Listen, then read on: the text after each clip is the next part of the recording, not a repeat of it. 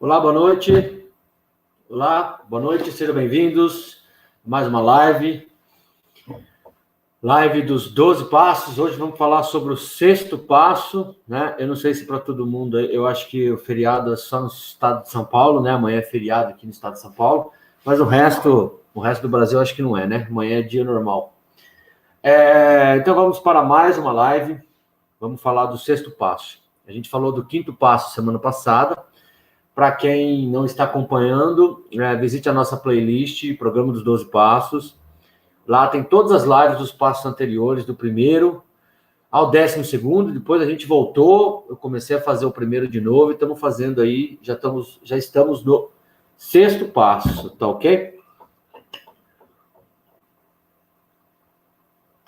O que mais? Dá os avisos iniciais, né? Se inscreva no canal, curta o vídeo para ajudar o canal. Depois, como de costume, eu falo o assunto, depois respondo as perguntas. Então, se você quiser ficar sabendo dos nossos conteúdos semanais no Instagram, no YouTube, participe das nossas listas de transmissão. O link está na descrição aqui, o link do WhatsApp. Participe também dos nossos grupos de apoio. A gente tem grupo de apoio gratuito, né? Grupos gratuitos no WhatsApp. Temos para codependentes, familiares, né? E temos os grupos para dependentes, o grupo de prevenção recaída. Temos também no Instagram um grupo lá, um canal lá, se você quiser participar lá.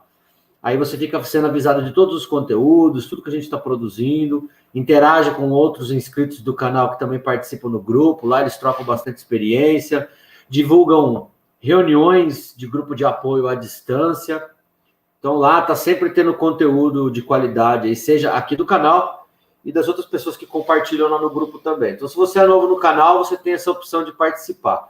Se você tem interesse em adquirir os materiais de apoio do canal, os links estão na descrição do vídeo aqui. Eu tenho o e-book, que é o livro digital Como Vencer as Drogas. Tenho também o livro digital Prevenção da Recaída. E dentro da prevenção de recaída tem outros materiais de apoio anexos a esse material. Se você está iniciando a sua recuperação e quer saber por onde começar, se você trabalha em instituição de tratamento da dependência química e precisa de um material de apoio para fazer reuniões, né, terapêuticas aí com os acolhidos da comunidade terapêutica, da clínica, e precisa de algum material, conheça os nossos materiais. Está na descrição do vídeo aqui, tá? Prevenção da recaída, como vencer as drogas, e tem um combo 2 em 1, que é todo o material do canal que você pode adquirir aí pela Hotmart, tá ok? Se você tiver interesse, então tá aí à disposição. O que mais? Vamos lá. Daqui a pouco eu mando um alô para todo mundo aí, tá? Temos 8 pessoas. Vamos começar já? Acho que vou começar já, né? Vamos ver. Daqui a pouco eu mando um abraço para todo mundo aí, Rio de Janeiro, Baixada Fluminense, né? Pessoal do Brasil inteiro aí participando, certo? Vamos lá, então. Então, a gente falou do quinto passo semana passada, né? Aí. A gente falou do... Daqui a pouco eu respondo as perguntas, tá, Luiz Gustavo? Fica tranquilo aí que eu vou... Fica tranquilo que eu vou responder a sua pergunta, só vou passar o assunto, depois eu respondo, tá ok? Então, né, a gente faz aqui a reunião todas as quintas-feiras às 8 da noite sobre o programa de 12 passos de Alcoólicos Anônimos e Narcóticos Anônimos, tá?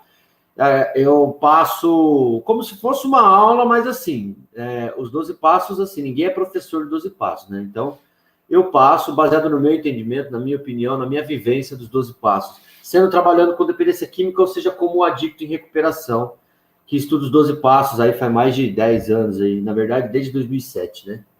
Então já faz aí 14 anos. Então vamos lá, então. Como eu gosto sempre de começar fazendo a divisão didática dos passos, né? Os passos eles podem ser divididos em 3 divisões, né? 3 etapas, 3 fases, né? Vamos dizer assim. A gente tem os passos de posicionamento, que são do primeiro ao quinto passo, os passos de ação, que é do sexto ao nono, e os passos de manutenção, que é do 10º ao 12º, tá? Hoje eu vou falar do sexto. Para quem não pegou, tem as outras lives do primeiro ao quinto da nossa playlist Programa dos 12 Passos. Vamos lá? Então, começando com os passos de ação, ali está escrito quinto passo, mas é sexto passo. Deixa eu arrumar aqui, aí já fica mais certinho, né? Vamos lá.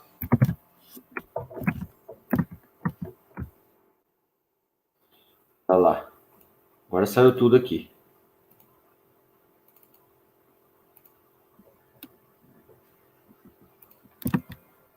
Aí, sexto passo, né? Corrigir aqui. O sexto passo, então, gente, é o começo dos passos de ação. O próprio nome diz, né? E tem os passos de posicionamento, que significa o quê? É o posicionamento perante a doença. Você vai entender a sua doença da adicção, qual é a sua relação com a substância, sua história de vida com a substância, por que você começou a usar, por que o uso piorou, quais são os comportamentos que te levam ao uso, seus hábitos de vida, seu estilo de vida, né, seus hábitos, enfim, suas emoções. Você vai entender toda essa coisa de adicção, né, nos passos de posicionamento. A partir daí, né, quando você termina de entender a sua adicção, né, termina não, né, você continua sempre aprendendo com a sua adicção, mas quando você tem uma noção melhor, né, de como a droga funciona na sua vida, você começa os passos de ação, que é a partir do sexto passo, que a gente fala que é o passo da modificação do comportamento, tá? Ou seja, a partir do sexto passo, agora que você já tem recursos e condições, baseado nesse aprendizado do primeiro ao quinto passo, você começa a mudar fazer uma modificação mais intensa do seu comportamento, começa a buscar realizar mudanças mais significativas da sua recuperação, né? E esse passo, né, ele traz 3 condições básicas necessárias para que ocorra essa mudança, né? O sexto passo, ele fala assim: prontificamos-nos inteiramente a deixar que Deus remova todos esses defeitos de caráter, né? O Deus da sua compreensão, o poder superior e etc. Tá? Então, existem 3 condições básicas, né, que a gente tem que refletir dentro desse sexto passo: a prontidão, a fé e a mudança.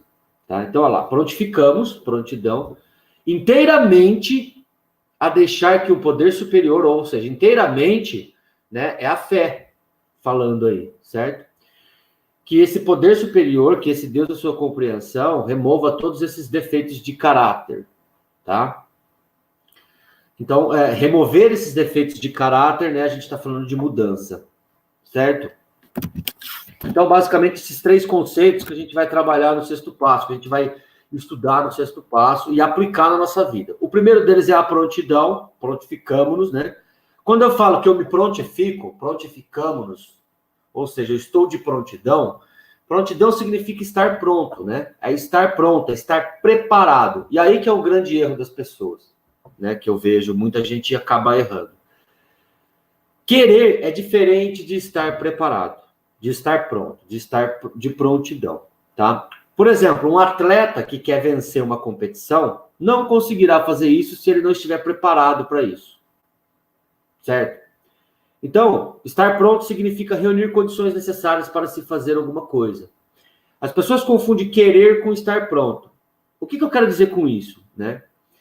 A pessoa quer muito parar, mas não está pronta para parar. Por quê? Porque não se prepara para parar. O que eu quero dizer não se prepara para parar? O que um atleta faz? Por exemplo, eu quero vencer uma competição, eu sou um atleta. Só o fato de eu querer vencer uma competição vai me dar a habilidade necessária para vencer? Não. O que um atleta precisa fazer para vencer uma competição? Treinar, ter o hábito de treinar todo dia, de acordar cedo, de comer bem, de não beber, de não usar droga, de ter disciplina, de ter perseverança, de ter motivação. Ele tem que mudar uma série de coisas da vida dele e emitir uma série de comportamentos de perseverança, né? É a persistência comportamental para que ele, no dia da competição, esteja pronto. Se não, no dia da competição, por mais que ele queira parar, por mais que ele queira ganhar, ele não vai ganhar. E daí eu pergunto para você, né? Como você está preparando para mudar a sua vida? Você só quer parar de usar, mas não está se preparando? Ou você quer parar de usar e está se preparando? Porque se você só quer, mas não está se preparando, ou seja, você não está pronto para realizar as mudanças. Então, nada vai mudar. Agora, se você tem o desejo de parar e, ao mesmo tempo, se prepara para isso, se prepara para parar, então as mudanças vão acontecer. Então guarde bem isso, né? A prontidão, ela fala de estar pronto, estar preparado. E estar pronto e preparado é diferente de querer.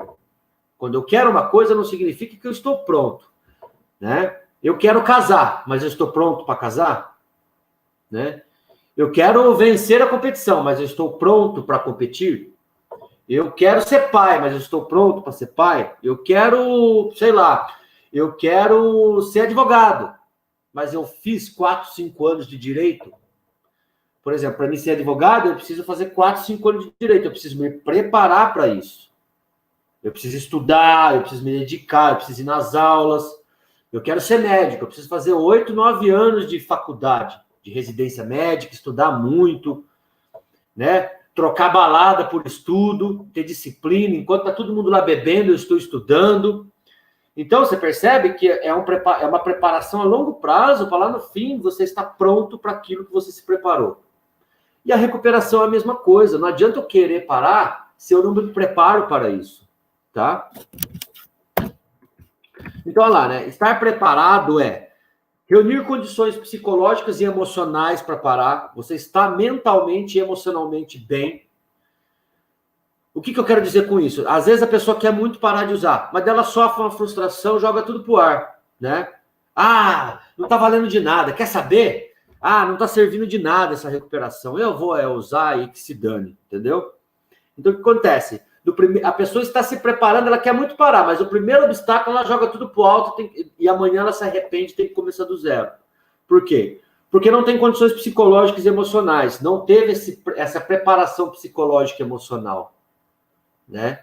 Para quê? Para que serve essas condições psicológicas e emocional? Para que quando eu parar e eu tiver um desafio na minha frente que tente me derrubar ou fazer eu recair, eu não recair, eu saber lidar com a dificuldade sem precisar usar, né? E nisso até entra o segundo item, ou seja, é a habilidade de enfrentamento. Ou seja, estar preparado é você ter habilidade para enfrentar situações difíceis sem recair. Isso é estar preparado. Se eu quero muito parar de usar, mas a hora que entra uma situação que eu tenho que enfrentar, eu sou inapto, eu não tenho habilidade para lidar com aquilo, me desespero e uso, eu não estou preparado. Por quê? Porque na primeira dificuldade eu cedi, né? É preciso estar preparado, é ter motivação e disposição. O que eu quero dizer com isso? Não é motivação assim, eu quero muito parar. Isso não é motivação. Isso é vontade de parar. A motivação é você estar disposto a fazer o que for possível para parar. Que é aquilo, eu quero muito parar. Beleza, então, para de tomar essa cervejinha sua aí que você acha que não vai recair. Aí o cara, não, eu não consigo parar de tomar cerveja. Então, você não tem disposição para parar. Entendeu? Você está titubeando, você está em cima do muro. Você quer, mas não quer. Né? Então, a motivação e a disposição é estar disposto a fazer o que for possível. Para de andar com tal pessoa, para de ir em tal lugar. Comece a frequentar grupo. Só que daí a pessoa tem um monte de critérios. Eu não vou no grupo por causa disso. Eu gosto de ir, eu não vou abrir mão disso. Eu não vou fazer isso. Eu não vou fazer aquilo. Eu não me sinto bem no grupo. Eu não me sinto bem fazendo isso. Então, o que acontece? Ela até quer parar.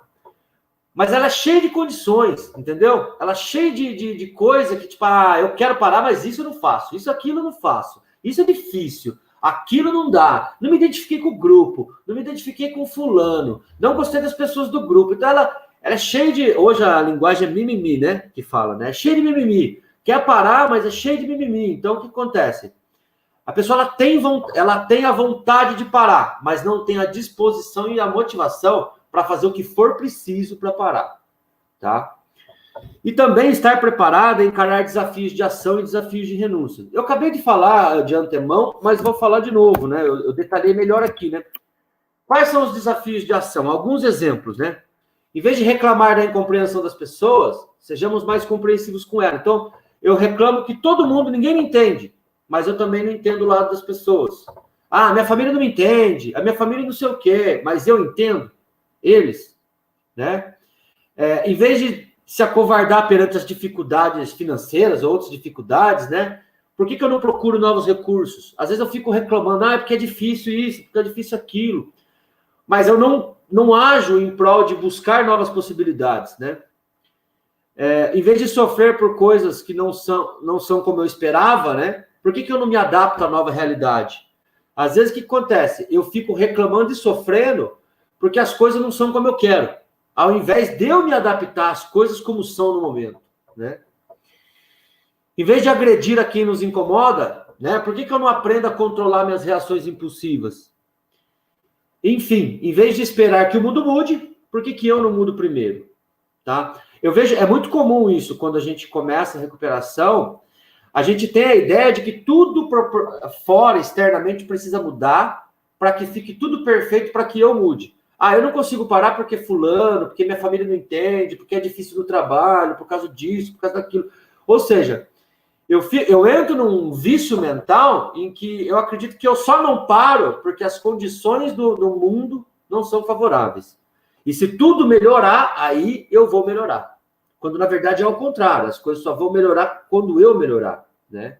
Esses são os desafios de ação, de mudança. Alguns exemplos, né? Existem também os desafios de renúncia. E é uma outra mudança que eu tenho que fazer. Como eu já falei, uma das maiores dificuldades de quem está tentando parar é mudar suas crenças a respeito do seu consumo. Né? A pessoa, eu paro de usar, eu vou bem, mas chega uma hora que eu me auto-engano e acho que posso beber uma cervejinha. Quantas vezes que aconteceu isso? Sempre acontece, já umas 10 vezes. Nossa, então quer dizer, nas últimas 10 vezes, você acreditou que você podia beber, que não ia recair.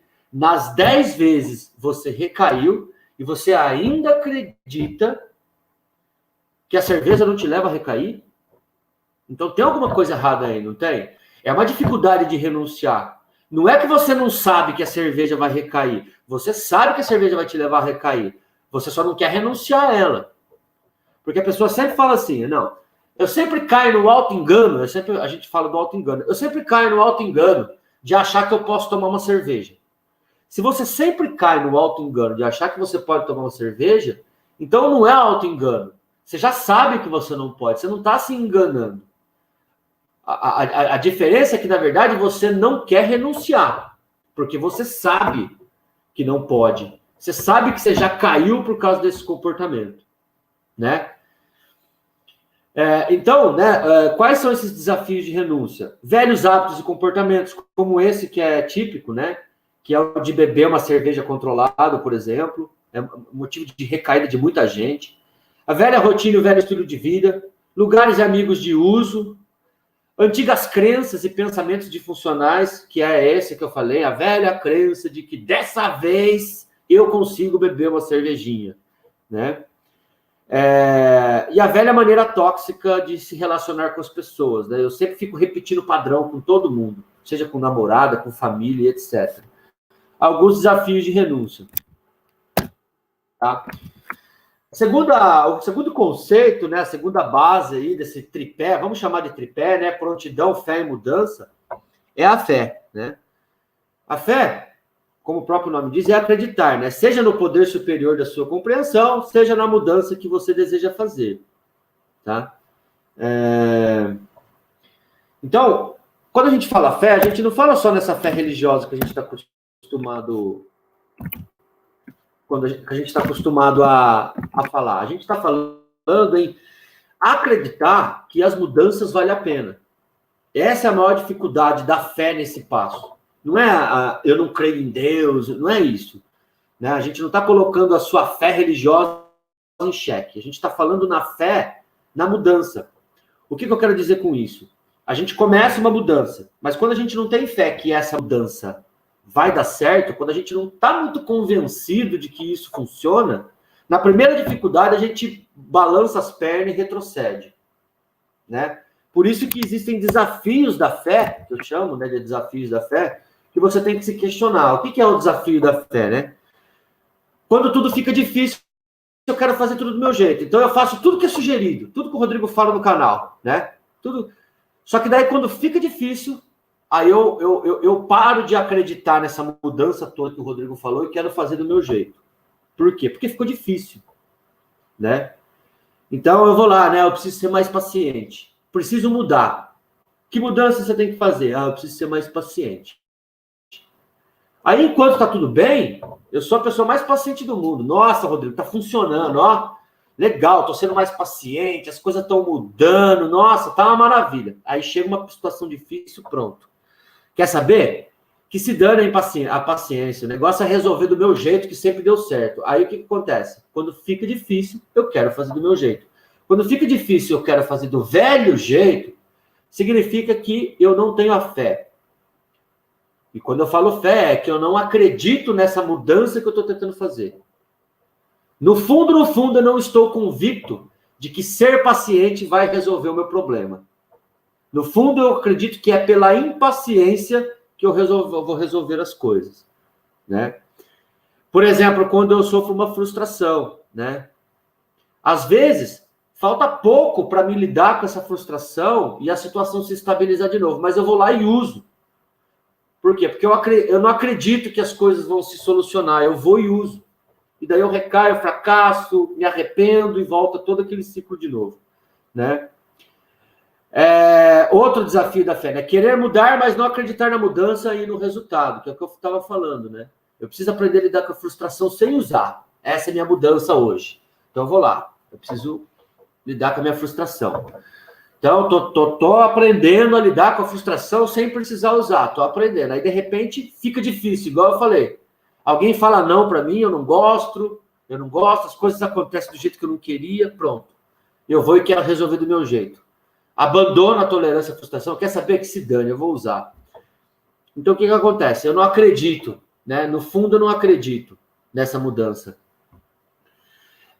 Os desafios da fé, né? Quando eu não tenho essa fé na mudança, eu sou desconfiado demais. Como eu falei, enquanto está tudo bem, eu acredito, mas quando fica difícil, eu já começo a desconfiar do que o Rodrigo fala no canal, do que meu terapeuta fala, do que minha família fala, né? E daí eu quero fazer do meu jeito, né? Seguir só as minhas vontades é um desafio de mudança, né? Desafio da fé, né? Revolta quando as coisas não saem como eu quero. Esses são os desafios da fé. E a terceira base do tripé é a mudança. Mudar o que foi apresentado até aqui através dos passos anteriores. Primeiro, segundo, terceiro, quarto e quinto passo. Se você não assistiu, assiste as lives anteriores, né? As mudanças devem estar relacionadas com o seu posicionamento diante dos passos. Ou seja, o que você identificou no primeiro passo, no segundo passo, no guia de quarto e quinto passo com o seu padrinho. Todo esse levantamento que você fez sobre você, você vai realizar as mudanças agora, tá? E para finalizar, né, eu gosto de colocar essa passagem da Bíblia, de Lucas, né, Lucas 6, capítulo 6, versículo 43 e 44. Uma árvore boa não dá frutos maus, uma árvore má não dá bons frutos. Porquanto cada árvore se conhece pelo seu fruto. Provavelmente todo mundo já ouviu essa palavra da Bíblia em algum lugar, né? Talvez não sabia que era em Lucas, outros sabiam, mas sabe que é da Bíblia, né? Ou já ouviu falar, né? Uma árvore boa dá bom fruto, uma árvore ruim dá frutos ruins, né? Por que eu gosto dessa passagem da Bíblia, né? Porque ela mostra, é um medidor de mudança desse sexto passo. Ela pode ser usada como um medidor de mudança, né? Por quê? Como que eu posso acreditar na minha mudança e ver se essas mudanças estão realmente dando certo na minha vida? Pelo fruto. Você reconhece a árvore pelo fruto, não é assim que fala? Você reconhece a árvore pelo fruto. Se dá bom fruto, a árvore é boa. Se dá mau fruto, a árvore é ruim. Então, como que você reconhece que a sua mudança está sendo eficaz na recuperação? Pelos frutos que você está colhendo, né? O resultado final. Se você está melhor, sua vida está melhorando, está ganhando mais confiança, as coisas estão acontecendo, você está colhendo bons frutos. Então, é sinal de que a mudança vale a pena acreditar nessa mudança, vale a pena continuar mudando, né? Como você percebe se as mudanças realmente estão acontecendo, né? Pelos frutos que você está colhendo, certo? Olhe, se você está... Vamos ver assim, a gente falou da fé, né? Se a sua fé está balançando, se você está titubeando, né? Se você está indeciso, se realmente, né, a sua fé está balançando a respeito da sua recuperação, que eu acho que esse dilema, essa dúvida, todo adicto, uma hora na recuperação, se questiona, será que está valendo a pena? Né? Será que vale a pena ficar assim mesmo? Quando a gente está passando por um momento difícil, às vezes a gente se questiona isso. A gente tem que ser honesto com a gente mesmo, e a gente se questiona. E é natural se questionar. Mas quando isso acontecer, né, faça esse exame de consciência, né, para resgatar essa fé na mudança, essa fé na recuperação, né? Quais são os frutos que eu estou colhendo? Né? Apesar dessa dificuldade, quanta coisa boa aconteceu. Apesar disso que eu estou passando, o que eu já progredi? Vale a pena desistir? É uma maneira de você, quando você questionar essa fé e titubear, né? Você balançar e começar a desacreditar do programa, é uma maneira de você resgatar, né, aquela fé e voltar a acreditar no programa de novo, né? Não. Apesar de eu estar passando por um momento difícil, tá valendo a pena, tem mudanças acontecendo, eu estou colhendo bons frutos, né? E como toda árvore, né, com bons frutos, um ou outro fruto pode dar errado, mas num geral os frutos são bons, né? Então, muitas vezes, né, eu estou colhendo um monte de coisa boa e tem um ou outro ponto da minha vida ali que está ruim, né? Bom, eu acho que é isso. Vamos ver. É isso mesmo. O que vocês acharam aí do sexto passo, tá ok? Dá um feedback aí, se tá tudo explicado, se não ficou dúvida. Vou dar boa noite pro pessoal aqui responder perguntas, porque tem bastante. Pelo jeito. Boa noite aqui, Baixada Fluminense, Rio de Janeiro. Essa é a sobriedade. Qual é o significado científico de dependência química? Dependente químico e adicto à adicção. Significado de dependência química, segundo a Organização Mundial da Saúde, né, a dependência química é uma doença crônica, ou seja, que exige um tratamento de longo prazo, tá? E é multifatorial. O que quer dizer multifatorial? Que envolve diversos fatores fisiológicos, né, físicos, psicológicos, emocionais e sociais. Ou seja, ela afeta o meu físico, a minha fisiologia, o meu funcionamento do sistema nervoso central, o meu estado psicológico, o meu estado emocional e as minhas relações sociais de convívio, tá? Então, a Organização Mundial da Saúde, ela fala isso. E ela também categoriza, né, a gravidade da dependência, tudo é dividido em padrões de consumo, né? Que existe o uso experimental, que não é um uso patológico, é aquela pessoa que experimenta, mas para. Tem o uso social, que também ainda não é considerado um uso patológico. Daí tem o uso abusivo nocivo, que já é considerado um uso pré-patológico, patológico, tá? Então, o uso social é pré-patológico, o uso abusivo já é considerado um uso patológico. Quando eu falo patológico, significa que você já desenvolveu uma doença, tá? E daí tem a dependência, que já é também considerado um uso patológico, e dentro dessa dependência existem graus, né? Graus, desculpa. Agora eu errei feio no português. Existem graus, né? De severidade, uma dependência leve, média e grave, tá? Então, a Organização Mundial de Saúde define isso, certo? E o dependente químico também, né? O significado científico é isso, é uma pessoa que adoeceu fisicamente, psicologicamente, emocionalmente e socialmente, desorganizou suas relações sociais, tá? Adicto e adicção, se você for procurar no dicionário, significa dependência química exatamente. O termo adicto, ser escravo de algo ou de alguém, tá? Então, quando a pessoa se torna uma adicta, ela se torna escrava de alguma coisa, né? Não necessariamente uma dependente química, tá? Um comportamento adictivo, ele pode ser por comida, por jogo, por internet, pode ser o amor patológico, compulsão por sexo, adicto por sexo, por drogas e etc. Então, enquanto a dependência química, o conceito de dependência química é estritamente relacionado a uma doença crônica pelo uso compulsivo de substâncias, o termo adicção, ele não está relacionado diretamente à dependência química, mas também a dependências não químicas, tá ok? Espero ter respondido sua pergunta. Montes Claros, Minas Gerais, um abraço. Paduá, Rio de Janeiro. Boa noite. Quais as consequências se não tratado adequadamente? A dependência química, as consequências da dependência química não tratada é o óbito. A consequência final... Existe um ditado, um jargão, que é muito falado em comunidades terapêuticas e clínicas, né? Os 3 Cs da dependência química, né? Que eles falam que a dependência química ela só tem três caminhos. Ou clínica, ou caixão, ou cadeia, né? Então, se a pessoa não se tratar, ou ela vai... A clínica é a melhor dos cenários, né? O melhor dos cenários é a clínica, porque a pessoa vai se tratar e vai melhorar. Se ela não se tratar, ou ela vai presa por fazer alguma coisa, né? Por causa da sua insanidade, vai ficar tão insana que vai ou roubar, ou sei lá, né? Vai agravando e a pessoa pode ir presa. Ou ela vai virar óbito. O desfecho final mesmo, se não tratado, é sempre o óbito, né? De alguma maneira. Ela vai morrer de alguma maneira. Ou ela vai morrer pela própria droga, ter uma overdose, ter um problema de saúde, um câncer, alguma coisa. Ou ela vai morrer pelo desregramento de vida, né?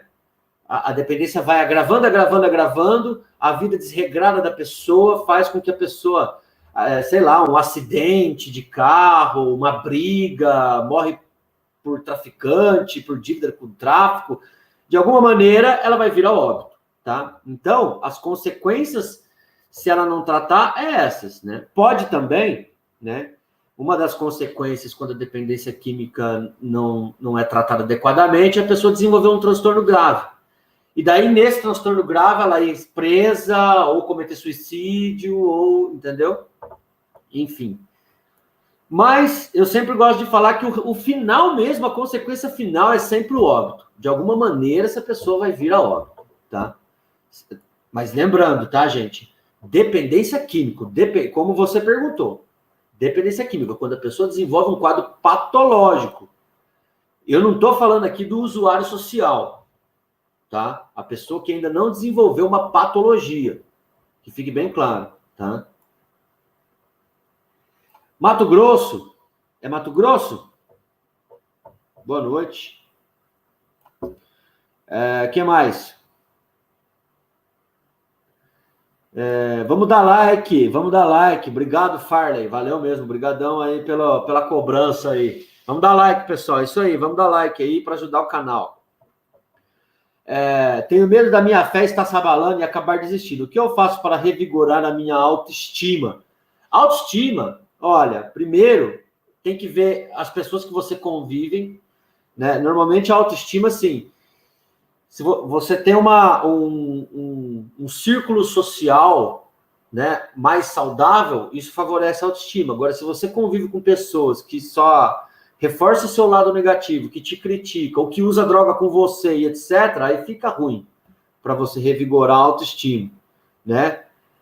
Terapia também ajuda muito a autoestima, prática de atividade física, você cuidar da aparência, né? Dar uma arrumada na aparência, dar uma arrumada no ambiente que você dorme, né? Tipo, organizar o quarto, organizar a casa, ficar num ambiente limpo, cheiroso, comprar uma roupa para si, começar a se cuidar, ir numa terapia, falar dos seus sentimentos e emoções, andar com gente que te põe para cima em vez de te colocar para baixo, né? Tudo isso vai ajudar a sua autoestima, tá ok? Vamos lá.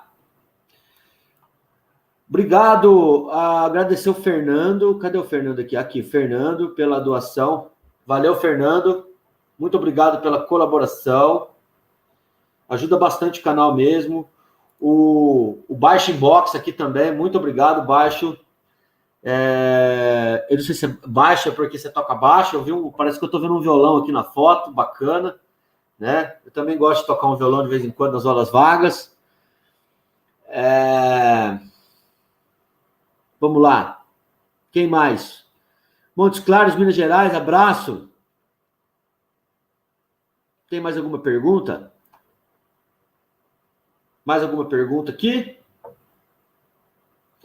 Cachoeiras de Macacu, Rio de Janeiro. Um abraço aí.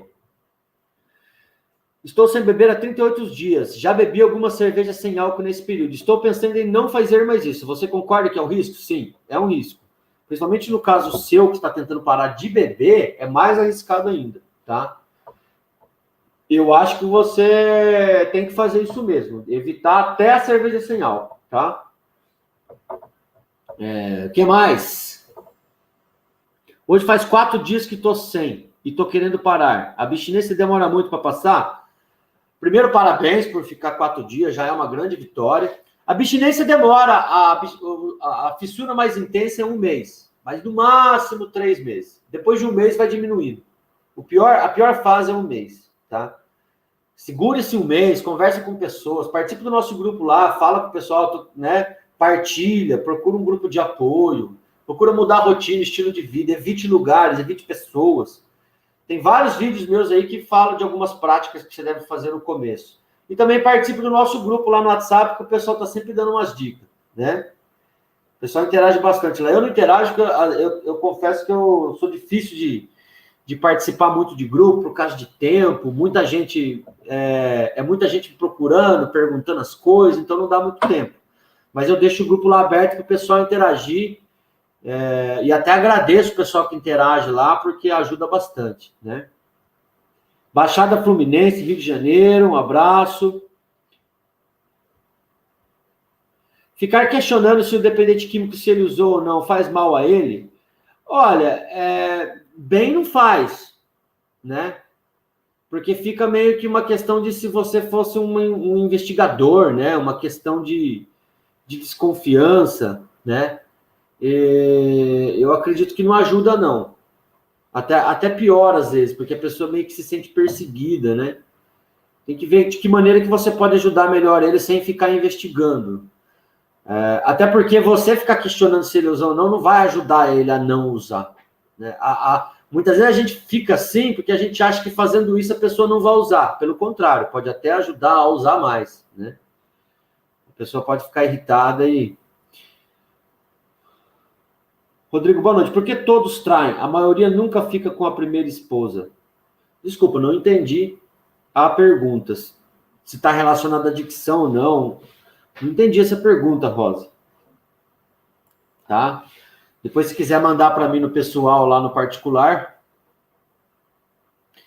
Rodrigo, eu meio que sempre perco para a fissura na segunda semana. Começo bem, mas acabo caindo. Como fazer? Ó, se você sabe que na segunda semana, né, você já recai, na segunda semana você tem que ter uma estratégia já. Não ficar sozinho, ficar com alguém da sua confiança que não vai te deixar usar, ficar sem dinheiro, fazer uma viagem para ficar distante do ambiente de uso, se retirar para um sítio, sei lá, se você tem alguém que, né, ir num grupo de apoio nesse dia, fazer algo especial com alguém que gosta de você nesse dia, sair, sei lá, para um cinema, comer um lanche, enfim. Você tem que ter algo nesses dias de fissura intensa, né, que vai te ajudar a evitar a fissura, tá? Você tem que antecipar. Não adianta você pensar em fazer alguma coisa depois que a fissura aconteceu, porque daí você vai se desesperar e vai usar. Você tem que ter uma estratégia antecipada já. Ou seja, na hora que vir, eu já sei o que fazer, eu já tenho arrumado o que fazer, certo? Eu tô criando uma série de vídeos que vai se chamar Mental. Vai ter 8 ou 9 episódios, que eu acho que daí vai te ajudar, tá? Tô preparando ainda. Vai ser uma série de vídeos, essa série vai se chamar Força Mental, e daí eu vou fazer um vídeo por semana falando de preparação psicológica, reprogramação mental, autoinstrução mental, técnicas de automotivação, tudo para que você crie, né? Principalmente para você, às vezes, aprender a lidar com a fissura. Vai ser muito interessante esses vídeos. Eu acredito que dentro de um mês e meio, todos eles estão prontos para começar a ir no ar no canal, tá? Então, responde aí se vocês acham legal essa série, se vale a pena ou não, para me ter um feedback de vocês, tá? Então, vai ser aí, acho que 8 ou 9 vídeos. Eu vou falar de preparação psicológica, é a mesma preparação psicológica que atleta faz para competir, né? autoinstrução mental, reprogramação mental, automotivação, aprender a lidar com crença sabotadora, certo? Então, tudo isso aí vai ser em episódios. E depois, no último vídeo, eu vou fazer um vídeo, tipo assim, juntando a coisa toda e criando um programa, tá?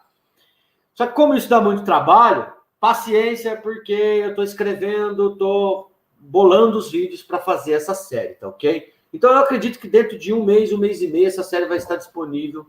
Toda terça vai vir um vídeo novo do Força Mental, certo? É você fortalecer o seu psicológico, a sua mente e as suas emoções para se preparar para parar um vício.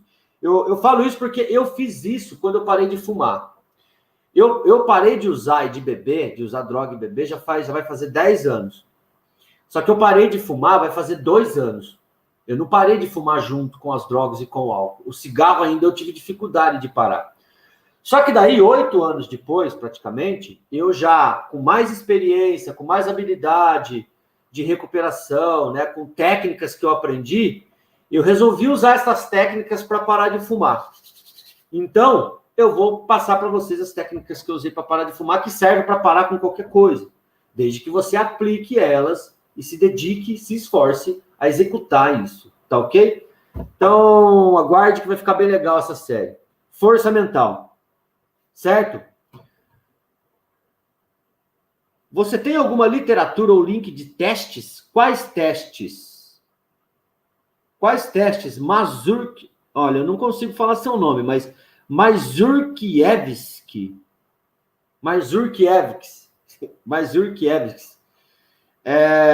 Desculpa eu não saber falar seu nome, tá? Mas quais testes? Né? Se eu tenho alguma literatura ou link de testes, quais testes? Desculpa, eu não entendi. Se você quiser depois, manda no WhatsApp essa pergunta mais explicadinha, que daí eu respondo você, tá ok? O cigarro é um gatilho para cocaína? Não necessariamente, depende muito. Eu costumo falar que cada pessoa tem a sua relação própria com a substância. Então, para mim, o cigarro não é um gatilho para cocaína. Para outra pessoa, sim. Normalmente é assim, se a pessoa não é uma fumante e ela só fuma quando cheira, provavelmente o cigarro vai ser um gatilho para cocaína. Agora, se é uma pessoa fumante normal, o cigarro não tem relação com a cocaína, então o cigarro não é um gatilho para a substância, tá? Então, tudo depende da relação da pessoa com a droga, tá? Rodrigo, como consigo comprar o livro dos 12 Passos do Pablo no site da Febract mesmo? Procurei e não encontrei. Farley, o Pablo não está mais na Febract, então eu acho que não é na Febract mais que você encontra. Você pode procurar o Pablo no Instagram, tá? Ou manda mensagem para mim no WhatsApp, que eu mando o link do Instagram dele para você, e você fala diretamente com ele. Aí você já pede, você já pede direto com ele, e ele já fala o valor para você, tem o frete lá, tudo, você já compra com ele já te manda, tá ok? Então, vai no WhatsApp depois e pede o link do perfil dele, se você não tiver, que daí eu mando o link do perfil dele. Se você tiver, ou se quiser procurar, vai no Instagram e coloca Pablo Kurlander. Pablo. Vamos aqui.